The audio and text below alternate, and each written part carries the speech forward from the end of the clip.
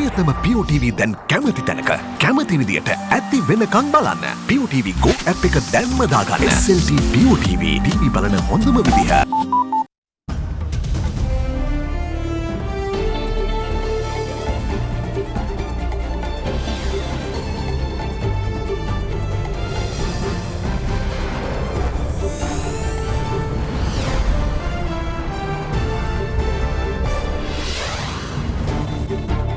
Tonight, new appointments.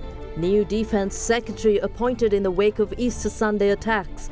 IGP Pujit Jayasundara sent on compulsory leave. Calls for justice.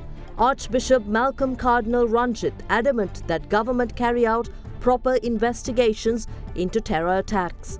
Says, don't push us to take laws into our own hands.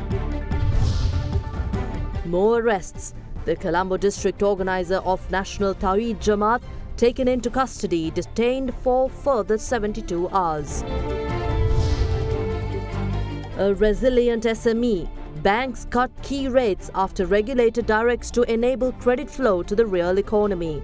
All that and much more coming up on First at 9 this Monday, the 29th of April 2019. From AdaDerana, this is AdaDerana First at 9. Live from Studio 24 in Colombo.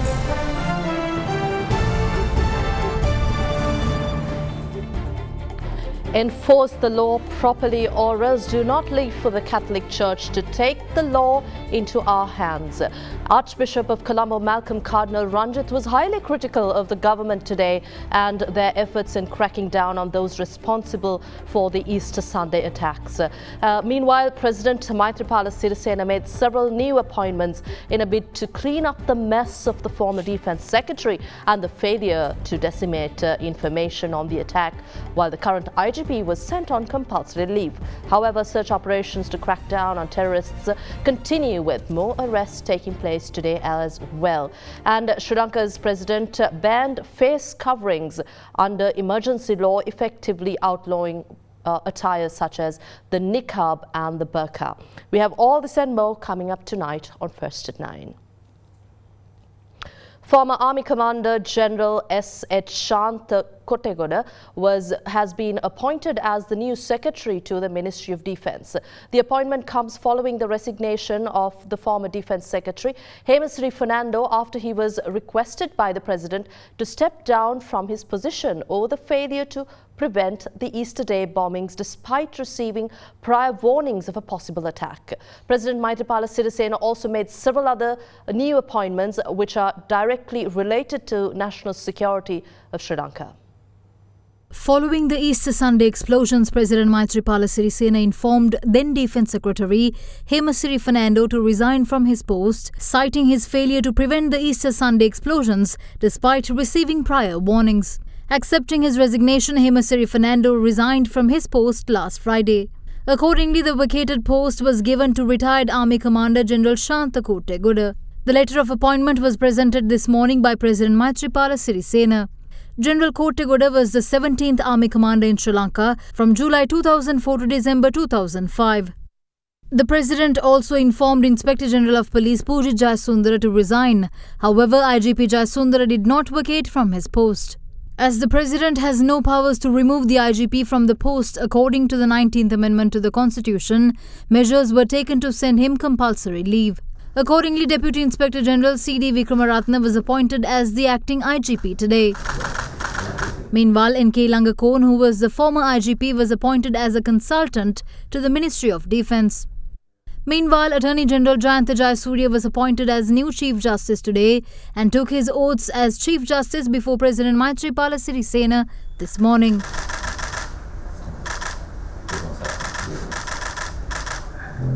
The President also appointed Solicitor General Dappula D'Oliveira as the acting Attorney General. Furthermore, Additional Auditor General Chulanta Vikramaratne was appointed as the new Auditor General. Well, a short while ago, the Army headquarters announced that all Army, Navy, Air Force and police areas within the Western Province and Puttlam district have now been placed under the command of the overall operational command in Colombo for operational purposes with immediate effect. Major General Satyapriya Liyanage has been named the overall operational commander in the establishment. It will begin its functions under the supervision of the Chief of Defence Staff with immediate effect.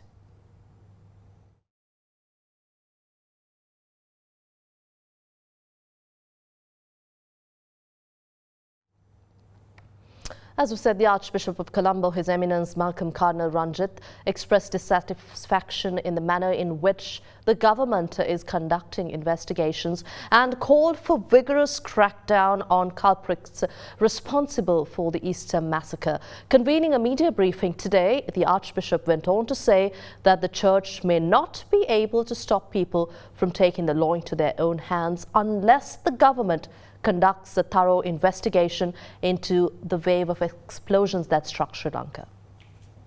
We can't keep the churches indefinitely closed. The situation is so bad, we will keep them closed even indefinitely. We will have a limited number of masses following Sunday with adequate security arrangements. We have asked from the government for some support to monitor the people who are coming into the church. We also want to start vigilance committees in each of the churches so that the people know who they are. But we will not allow anybody to carry any bags into the church hereafter. රජය එකට එකතු වෙලා මේ භයානක තත්ත්වයට මුහුණ දීලා හොඳ ප්‍රතිඵල නෙලා ගන්න ඕනේ කියලා උත්සාහ දරුවා නම් මේ වෙනකොට ඒකට අවස්ථාව හොඳටම ඇති. නමුත් එහෙම දෙයක් සිදු වෙන්නේ නැහැ. විශේෂයෙන්ම ඉල්ලීමක් කරනවා දේශපාලන නායකත්වයෙන් පක්ෂ ભેද පාට ભેද පැත්තකින් තියලා ජනාධිපතිතුමා අගමැතිතුමා විරුද්ධ පක්ෂ නායකතුමා වෙනත් පක්ෂවල නායකවරු රැස් වෙලා මේ රටට දැන් අපි මොනවද කරන්න යන්න ඕනේ කියන එක ගැන විශේෂයෙන්ම ආරක්ෂාව සම්බන්ධ පොදු ප්‍රතිපත්තියක් ඇති කරගන්න උත්සාහ කරන්න කියලා මම විශේෂයෙන් ඉල්ලීමක් කරනවා. ආරක්ෂක කටයුතු සිදුවන ආකාරය ගැන අපිට සෑහීමකටපත් වෙන්න බෑ. අපිට සැකයක් තියෙනවා සමහර මේ උදවිය මේව පිටිපස්සේ ඉන්න උදවිය මේ වෙන විටත් රටින් පිට වෙලා ගිහිල්ලා ඇති කියලා. බඩු බාහිර ආදිය කොහෙන්ද ගෙනාවේ? කොහොමද ගෙනාවේ? කවුද ගෙනාවේ? ඒවට සහයෝගය දුන්නු නිලධාරීන් ඉන්නවා නම්, රේගුවේ නිලධාරීන් ඉන්නවා නම්, එහෙම නැත්නම් පොලිසියේ නිලධාරීන් ඉන්නවා නම්, එහෙම ඒ අයවත් ප්‍රශ්න කරන්න ගන්නට ඕනේ. ඒ වගේම ජනාධිපතිතුමා විසින් කොමිෂන් සභාවක් පත් කෙරුවයි කියලා අපි දැනගත්තා. ඒ රැස්වීම් තිබ්බද? ඒවට අදාළ පුද්ගලයන්ගේ සාක්ෂි විමසීම් පටන් ගත්තද කියලා මම දන්නේ නැහැ. මට ලොකු සැකයක් තියෙනවා මේකත් අර ඉස්සර තියාපු කොමිෂන් සභාව වගේ වෙයිද කියලා. මේක ඉෂ්ට කරේ නැත්නම් අපිට පාරට බහින්න සිද්ධ වෙනවා. අපි ඉස්සරහින් යනවා මේ පෙළපාලිවල. අපිට නීතිය අතර ගන්න නොදී ඔබ නීතිය ක්‍රියාත්මක කරන්න මේ ප්‍රශ්නේ විසඳන්න එක ආණ්ඩුවක් පිහිටුවන්න. එක්කහුවෙන්. Now this was a proposal made by one of the journalists that instead of going along with a government commission to inquire into this, that there be an interreligious commission. We are willing to do that. We will be able to get a team of Buddhist monks and others to sit in commission. Well, a fundamental rights petition has been filed against the government, claiming it infringed fundamental rights of the people by failing to prevent the Easter Sunday attacks. Now, the petition has been filed by attorney-at-law Nagananda Kudithuakku, who is currently under a 3-year restraining order, preventing him from practicing as a lawyer. Now, the individuals, including President Maithripala Sirisena, Prime Minister Ranil Wickremesinghe, former Defence Secretary Hemasiri Fernando, Opposition Leader Mahinda Rajapaksa, Inspector General of Police Pujit Jayasundara and the Director General of Telecommunications Regulatory Commission have been named as respondents in the petition. The petitioner says that the intelligence services had warned the government prior to attacks and that the government committed an offence liable to punishment under the Code of Criminal Procedure Act by disregarding warnings. The petitioner sought the Supreme Court to file lawsuit against the President, Prime Minister, former Defence Secretary, IGP and Opposition Leader Mahinda Rajapaksa. The petition further called for the Supreme Court to order the respondents to pay compensation for the families of the victims and those who were injured in these attacks.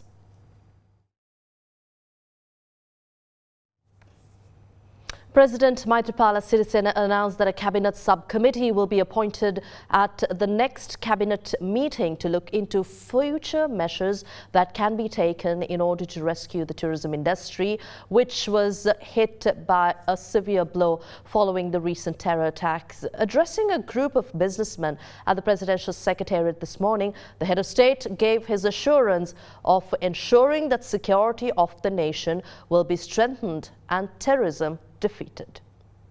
අපිට පැහැදිලිවම ත්‍රස්තවාදීන් පරාජය කළ හැකි. ඒ ස්ථිරම කරන්න පුළුවන්කම තිබෙනවා. මේ ව්‍යාපාරික ශේෂ්ත්‍රයේ ඕනෑම ස්ථානයකට අපි සම්පූර්ණ ආරක්ෂාව දෙනවා. හෝටල්ද ව්‍යාපාරද ඕනෑම ආයතනයකට ඉල්ලන ඒ ඕනෑම තැනකට මම ආරක්ෂාව දෙනවා. ආරක්ෂක අමාත්‍යාංශයෙන් අපි ඒක කරනවා. ඉමිග්‍රේෂන් එක තාම ලින්ක් වෙලා නැහැ CID ඩේටාබේස් එකට. ඉන්ටර්පෝල් එකට ලින්ක් වෙලා නැහැ. ඉතින් ඒ නිසා කිව්වා ඊළඟ දවස් 3-4දී ඉන්ටර්පෝල් එකට ලින්ක් වෙන්න. බෝඩර් සිකියුරිටි එකටත් ලින්ක් වෙලා නැහැ. අපි කැබිනට් එකෙන් අනුමත කරාට කවුරුවත් කැමති නැහැ තමන් එක්ක තියෙන තොරතුරු අනෙක් මිනිහට දෙන්න. දැන් ඒකත් බල කරගෙන යනවා. ආපහු අදාළ ඇමතුරු කැඳවලා එතනදී එක එක ප්‍රශ්න ඇති වෙන්න යනවා. ඇත්ත කියන්න සුමානයක් දවස් 10ක් විතර ප්‍රශ්න ඇති වෙයි. ඉස්සරහා තියෙන queue management එක දැන් දාලා තියෙන අර සිංගප්පූරු විදිහට නෙමෙයි අර එක සිංගල් queue එකේ ගිහිල්ලා යන්නේ. එතකොට queue management වලට මිනිස්සුම දාන්න ඕනේ එයාපෝට් එකේ ඒ ඉස්සරහා queue වල. එතකොට මේ ටික ඉවර කරොත් මම හිතන්නේ 30ක් 40ක් විතර මේ ඉමිග්‍රේෂන් එක හදන්න පුළුවන්. Thank you, and I am very proud today that your speech has given a very, very firm message that you are able to handle this situation. This is what the world wants, that we can finish this problem within a short time. Already you have attained at least 60% success. The balance 40%, I am sure within the next 1 week or 10 days, you should be able to eliminate. This is because I believe the strong leadership and our forces. The use of any attire, accessory or item that obstructs the identification of a person's face under emergency regulations have been banned under these regulations with effect from today. Now, the head of state issued the directive to ensure national security while emphasizing that no ethnic group or community would be subjected to any discomfort as a result. Meanwhile, the media were able to obtain new surveillance footage related to the suicide bomber who carried out the attack at the Dehiwala restaurant. New surveillance footage of the suicide bomber who carried out the attack at the Tropical Rest House in Dehiwala was released to media today.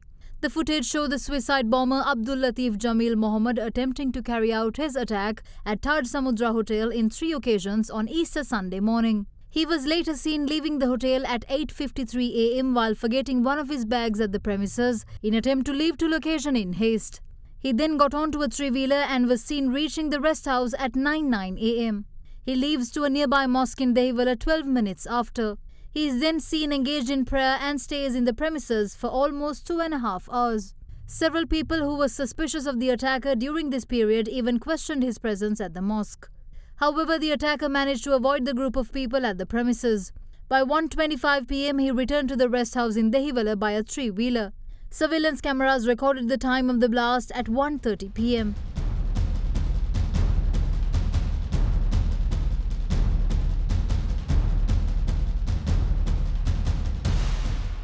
Meanwhile, Mohammed Ibrahim Shadiq Abdul Haq and Mohammed Ibrahim Sadiq Abdul Haq, who were arrested in Nawalapitiya yesterday following a tip-off, have been taken into custody by the Criminal Investigation Department.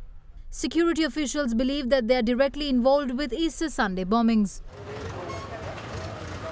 The Colombo Magistrate Court has permitted the police to detain Colombo District Organizer of National Tawheed Jamaat, Mohammed Farooq Mohammed Fawaz, for a period of 72 hours for further interrogations. Police have also uncovered mobile footage of the explosions at the sites where the attacks took place last week. Meanwhile, security forces have found 5 white female outfits from the house where attacks took place in Saindamardu. Police says that women who lived in the house had brought 9 such outfits for 29,000 rupees from Giriulla area, and investigations are currently underway in search of rest of the 4 outfits. Police curfew is currently in effect for the police divisions at Kalmune, Samanture and Chavalakade until 8 a.m. tomorrow. During search operations conducted in these areas, officials found a sword hidden in the water well along with various suspicious items such as a cap and belt of the army uniform and several ammunition.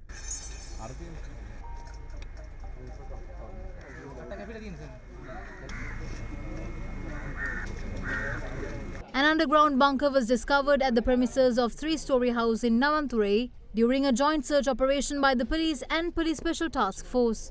The 25-meter high bunker was 1.5 meters in width. According to residents, the bunker had been built during the civil conflict. The house is said to belong to a Colombo-based businessman. Furthermore, a suspect was arrested during the operation yesterday. Meanwhile, search operations were carried out at the Jamia Manarul Huda Arabic College in Dumala, Surya yesterday, where markings of 2 swords were seen embedded on the wall. Several mobile phones, female burqa outfits, books that mention activities of the LTTE was also found in the premises. Special police unit of Nitambua had found one of the 2 motorbicycles that was used for the attack at the Zion Church in Batikalo on the Easter Sunday. The motorbicycle had been hidden in a house in Tiharia area, while its number plates were found in a refrigerator.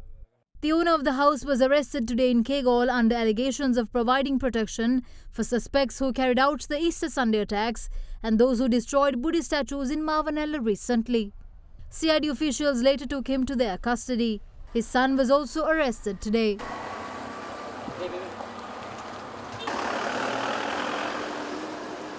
Meanwhile, 13 individuals were taken into custody at the Atalugama Muslim village in Bandaragama today. Officials have also found over 100 SIM cards, several number plates, 1 kilogram of illicit drugs and 1 army uniform during search operations. Following search operations in Nikavaratia today, a shop owner was arrested near the Nikavaratia mosque, in which 4 swords were found. Meanwhile, 13 individuals who posed as businessmen were arrested during joint operations by police and Sri Lanka Army in Vaunia. One person had been arrested in Surajnagar village in Kantale after a sword, a pair of army shoes and a suspicious laptop was found in his possession.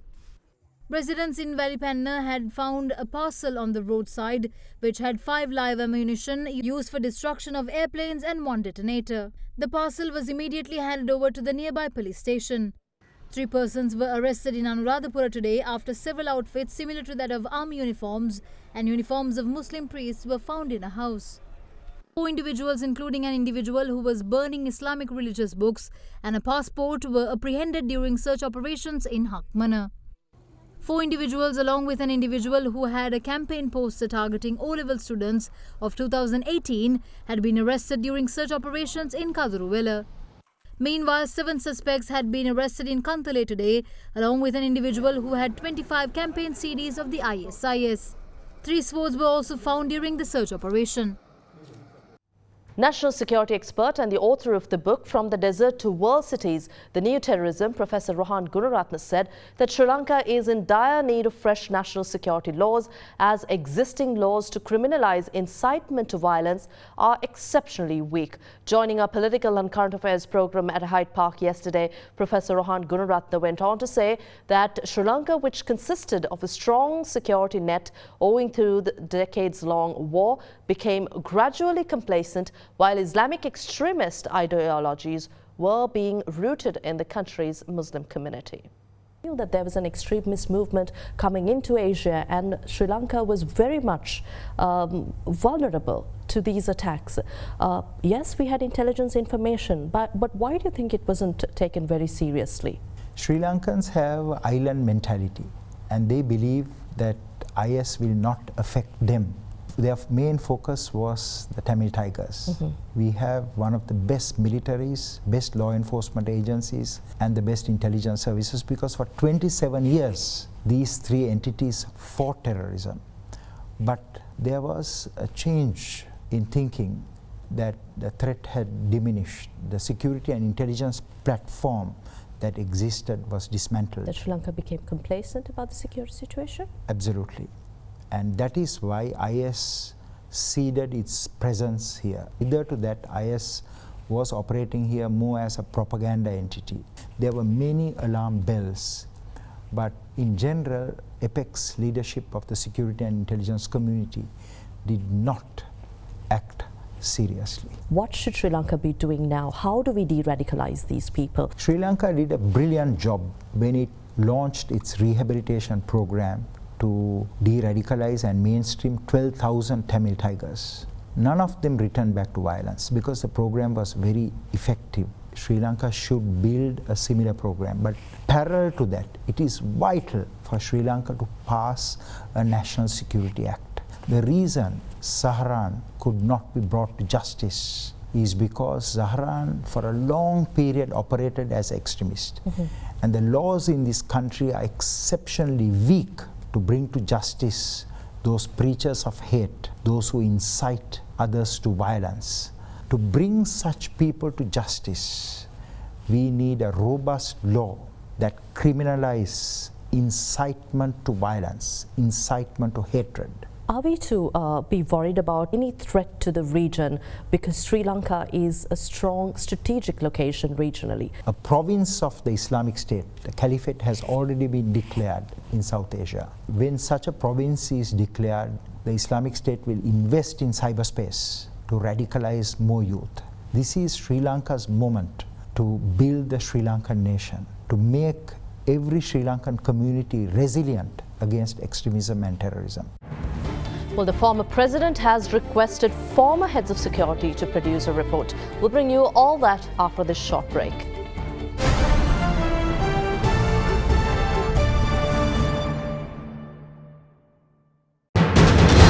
You are watching Sri Lanka's #1 news channel. This is AdaDerana 24.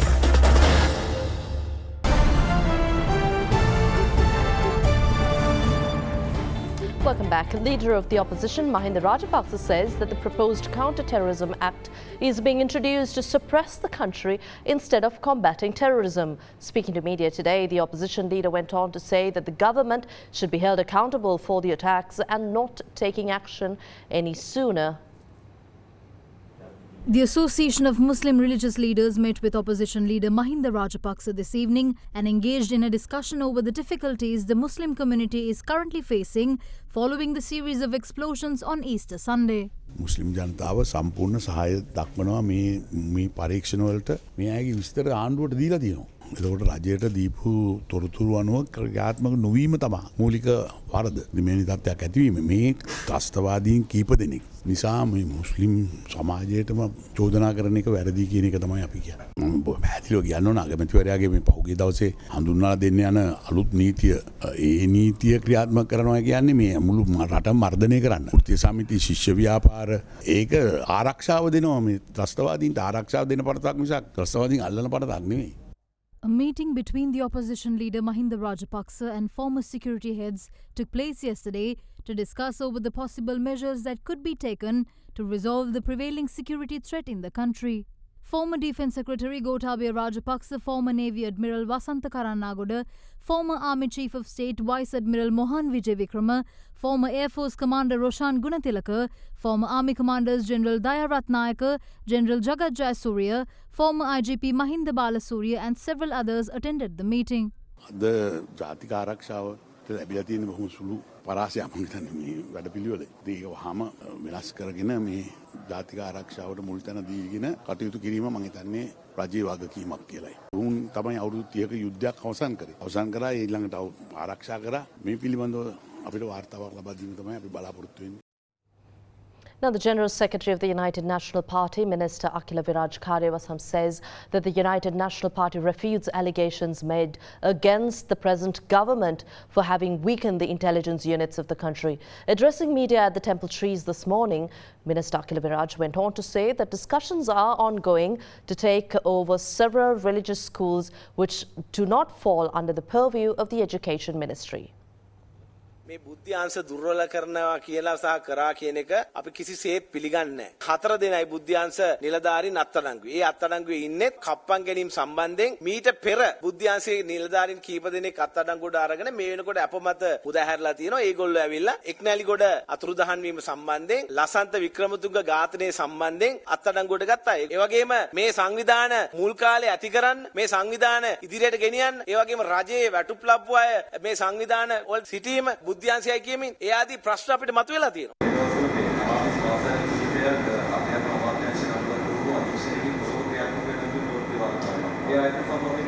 මේ පාසල් ක්‍රියාත්මක වෙන්නේ අපේ අමාත්‍යාංශයේ අධීක්ෂණය යටතේවත් අපේ අමාත්‍යාංශයට අයිතිකමක්වත් නැහැ. මේ පාසල් මුස්ලිම් කටයුතු අමාත්‍යාංශයේ අධීක්ෂණය යටතේ සිද්ධ වෙන්නේ. නමුත් අපි මේ වෙනකොට සාකච්ඡා කරලා තියෙනවා ඒවට අවශ්‍ය ක්‍රියාමාර්ග.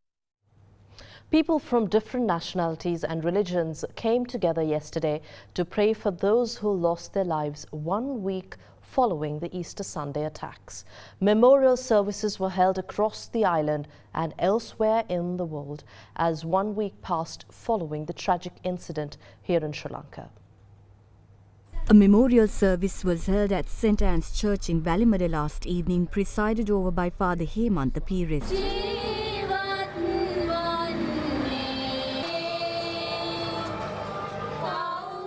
Buddhist religious observances were held at the Battapulla police station to pray for those who lost their lives and were injured in the attack.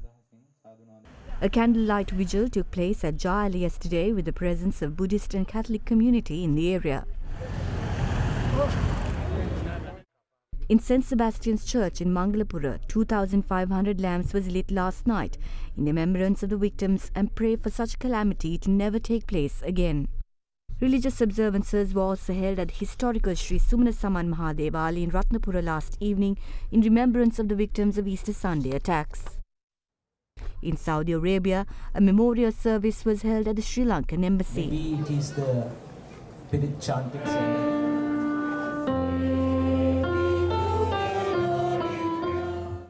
A special service was also held by Sri Lankan expats residing in Stockholm, Sweden, to remember those who lost their lives. Various nationalities too were seen taking part in the service. Meanwhile, a special memorial service was held at the Piazza del Duomo Cathedral in Italy yesterday in remembrance of the victims. Buddhist religious observances were also held for Sri Lankans residing in Italy, presided over Most Venerable Rajkiya Pandit Mahagama Viplasiri Thera.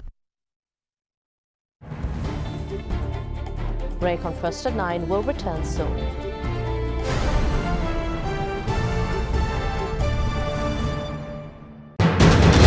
You are watching Sri Lanka's #1 news channel. This is AdaDerana 24.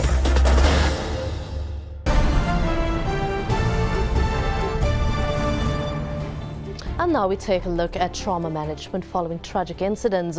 An incident such as the Easter Sunday attacks has been tough on every Sri Lankan given the magnitude of the event. Many families, and perhaps maybe you, our viewers, have either lost family members or friends. According to UNICEF, when a disaster or tragedy occurs, parents are often concerned with how to best help their children while they're also trying to deal with their very own shock or response to the event. Both children and adults become scared and confused. UNICEF also says that just as adults, children are also likely to be worried about their family and significant people in their lives, including friends and caregivers. Here are some tips from UNICEF for parents as to how they can deal with such a situation. According to the United Nations Children's Fund, a child's ability to process what happened following a tragic event such as the Easter Sunday attacks is influenced by their age and other factors following a traumatic event, and therefore they request caregivers to be mindful of several factors. Children process traumatic events at their own pace.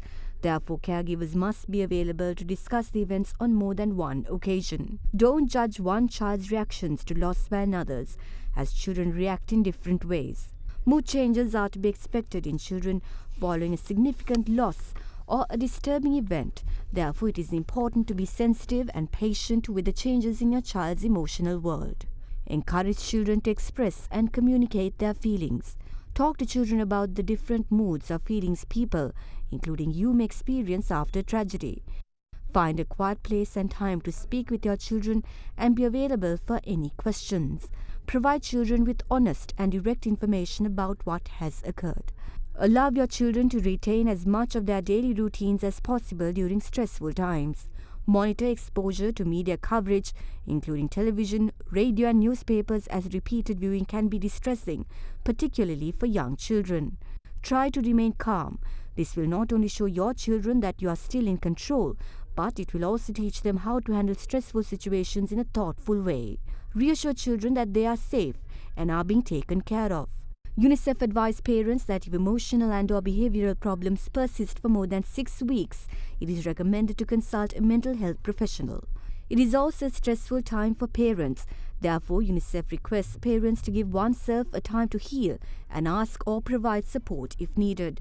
It is also recommended to avoid making major life decisions following a traumatic event.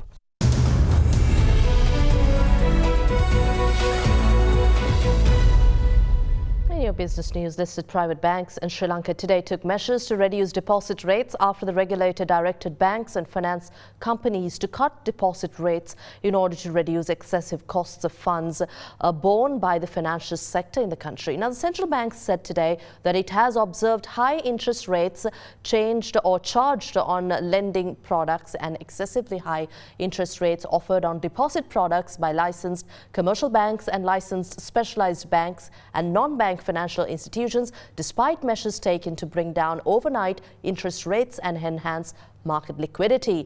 The regulator said that Sri Lanka's interest rates in real terms also have been found to be excessive in comparison to other regional economies. Thereby, it was requested to reduce interest rates on deposits to accelerate monetary policy transmission through the financial sector, enabling licensed banks to reduce their interest rates on lending products in general and to SMEs in particular, and thereby enhance credit flows to the real economy. The central bank expects the lending rates to reduce by around 200 basis points to the SME sector in the near term.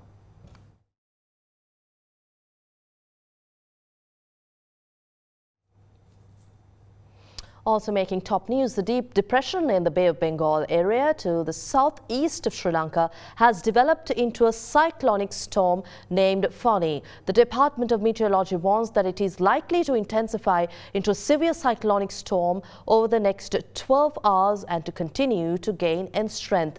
Therefore, the naval and fishing communities across the nation are advised to refrain from venturing into seas until further notice, as wind speeds could increase up to 120 to 150 kilometers per hour. Meanwhile, heavy rainfall is forecast for 7 provinces, or rather for 5 provinces, over the next few days.